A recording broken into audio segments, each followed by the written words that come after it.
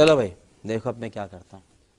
হে বিষ্ণু বাবা মই এইটো প্ৰাৰ্থনা কৰোঁ যে আপোনাৰ ওচৰত মোৰ লোকৰ ফেফৰাটো লোহাৰ বনাই দিব, কাৰণ সি গাঁজা চিগাৰেট খাই ফেফৰাটো গলি গৈছে। ৰো আজি বিষ্ণু বাবা বুজা না, মই বিষ্ণু বাবাৰ তাতে খোজো দে, খোজে এ ভগৱান এক কামলা মোৰ দে না।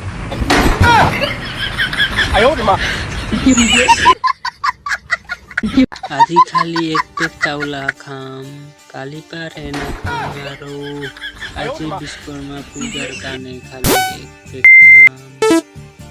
ও কি লাগে রে, শিখর একটা কি দে বোকাশো দাগো ঘুরিয়ে চাই আছে। শিখরটা দে কি হলটে, শিখরটা বিষ্ণু পূজার কারণে 20 টাকা আছে, লইলে নলইলে যা। কি না লাগে তোর শিখর, মোর পয়সা মোক ঘুরে দে। মই 10 টাকা দিছিলাম না, ঘুরে দে না হাং মই তোর শিখর।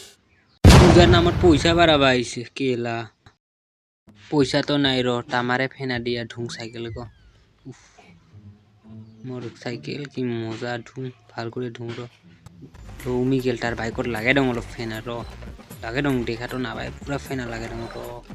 देखा आपने लापरवाही का नतीजा है। এই কি করছা তুই গো?